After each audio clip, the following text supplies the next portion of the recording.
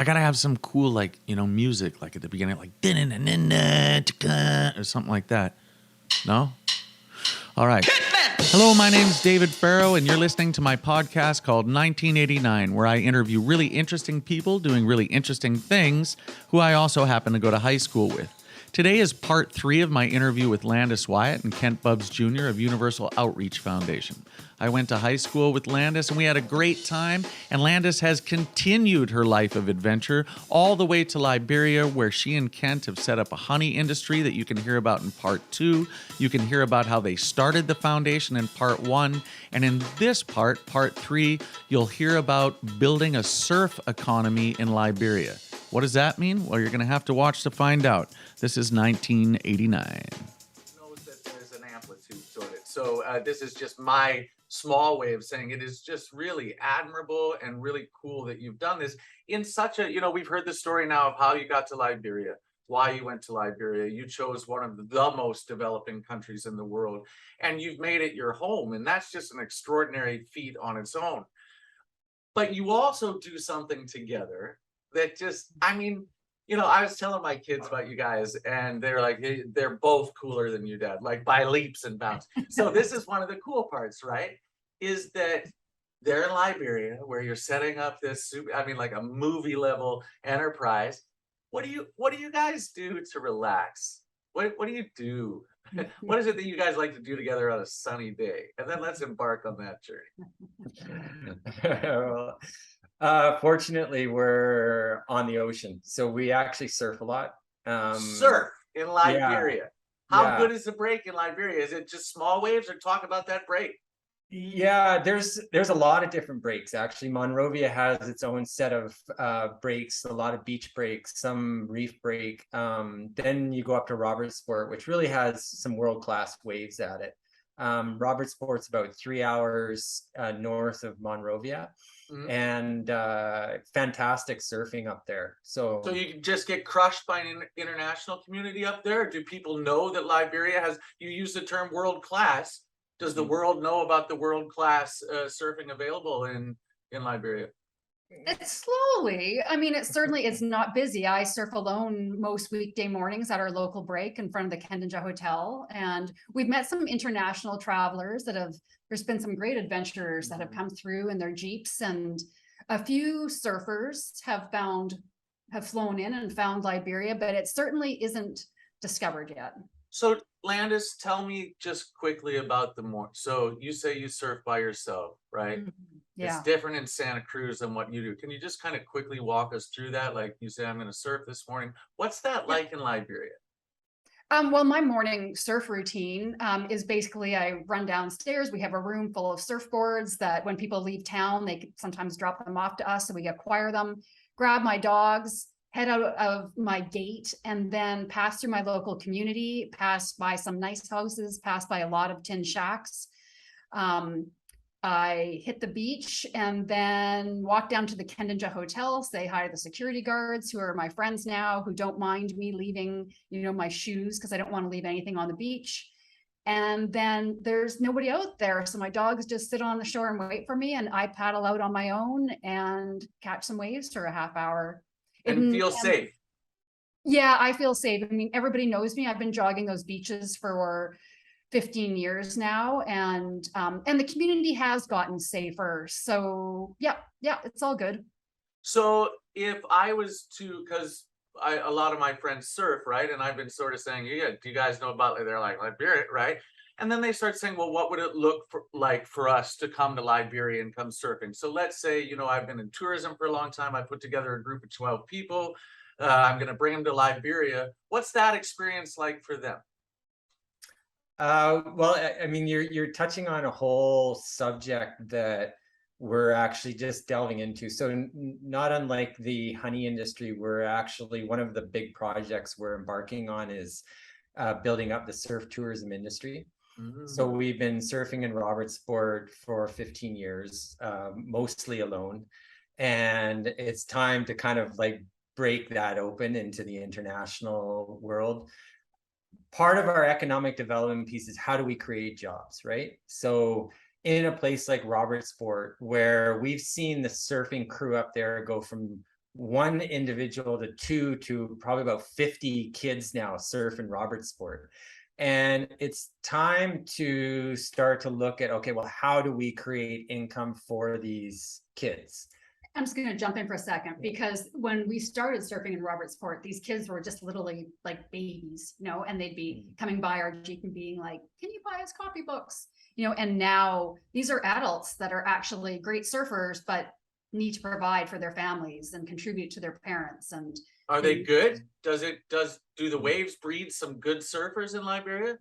Yeah, we've got some fantastic surfers. Definitely with some training, they could be surfing at a very, very high level, for sure. Do the world surfing associations and sort of the infrastructure that runs surfing internationally, are they aware of you, and are they aware of what you're trying to do in Liberia?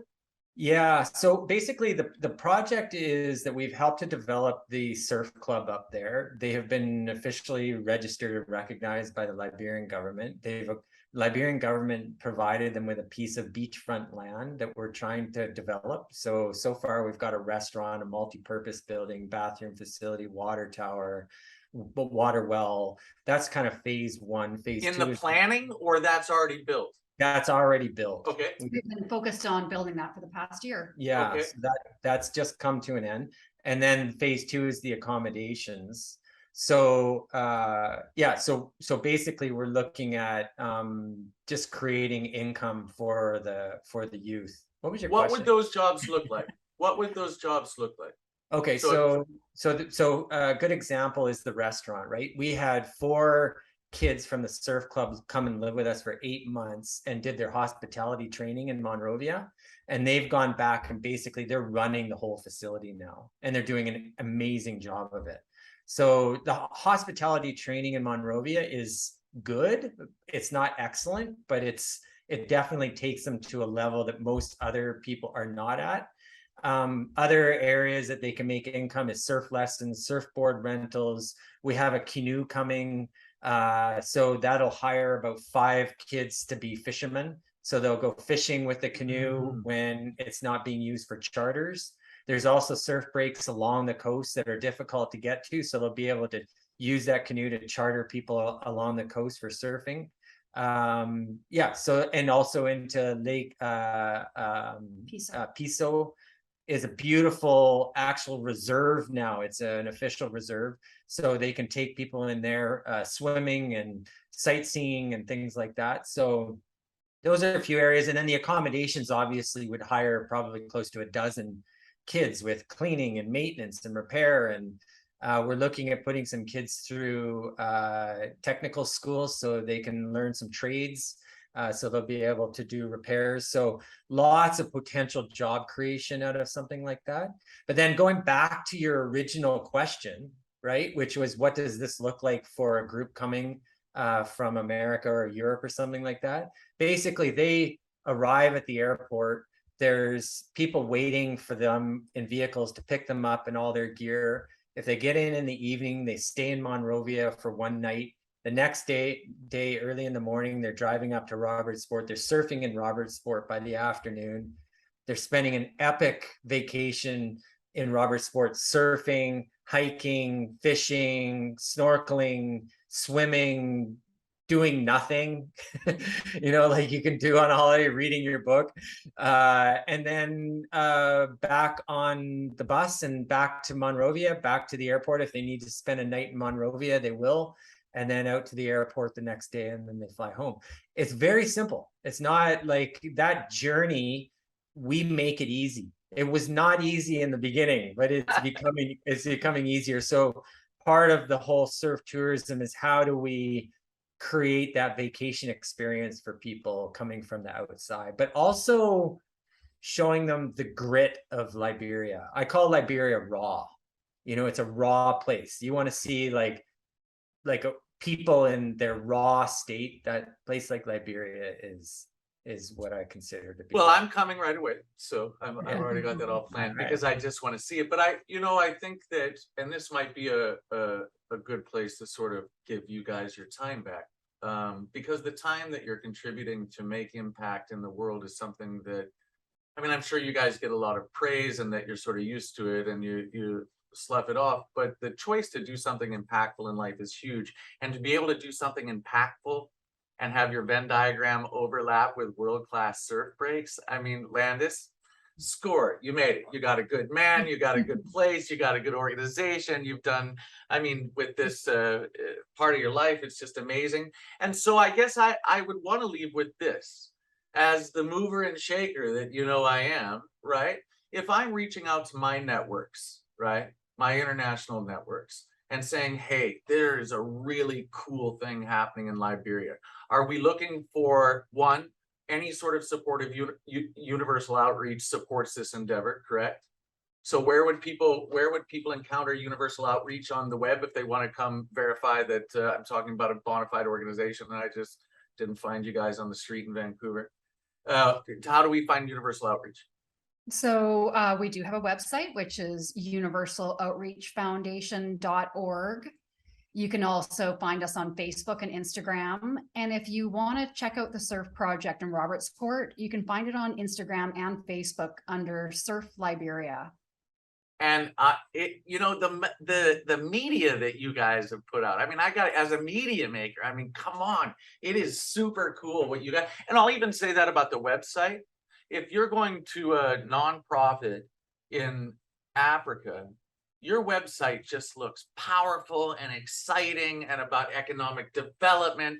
And it's not like, here, come help us because we're in a bad situation. It really is vibrant. And I think that you guys bring that to the work. I've been watching you for the entire time you've been there, and the vibrancy has not dissipated. And the fact that you're adding surfing now. So to my network, I'm looking you guys in the eyes right now. We need to throw our support behind this. And I know there's land that needs to be acquired. There's gear that needs to be bought. To my hospitality people, there's training that needs to happen, right? You talked about great training that happened. Go ahead, Landis.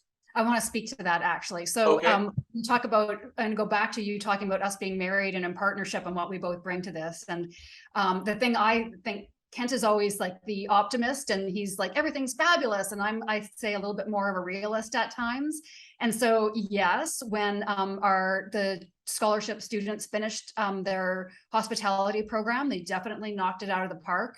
But you also have to consider that these kids live, a lot of them live in really basic homes. A lot of them don't have running water.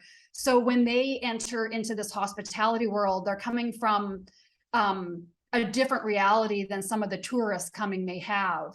So they did a fabulous job and they're wonderful people to have on that team. But they also, I think, could use a little bit more help in the hospitality area. There's if there's anybody out there that considers themselves an expert and would like to invest some time in this project, we would welcome them coming to Liberia. I think some of the needs, well, it's interesting. I think that it's important when tourists come that they understand the ways of Liberia. And I think it's important for the Liberian staff to understand the ways of the an international community. It definitely goes both ways, not just one. And it would be great to have more people in hospitality to come work with us and really make it a first-class resort. I love that because I know a lot of people in hospitality. So I think that there's going to be a lot of people really excited about this. I'll leave you with this. My next interview that people will hear is with Lee Smith. You may remember him from high school. But for the time being, everybody, this was Kent and Landis. So you still Landis, Wyatt, Kent, Bubbs Jr.? Is that how we do it? All right, Landis, Wyatt, Kent, Bubbs Jr., Universal Outreach. Landis, we've talked about doing this for a while. I know that there's a lot of people that we went to high school with who are going to be watching this. So hello to all of you. And, you know, from all of us to you guys, thank you for just being the change that you want to see in the world, right? A lot of us don't have the opportunity, the energy. And so, wow. And it's great to see both of you together. This is when I hang up on both of you and I'll be in touch. And thank you so much. Yeah, thanks, David. Great talking to you. Talk to you soon. Bye-bye. Bye. It was a totally different century, man.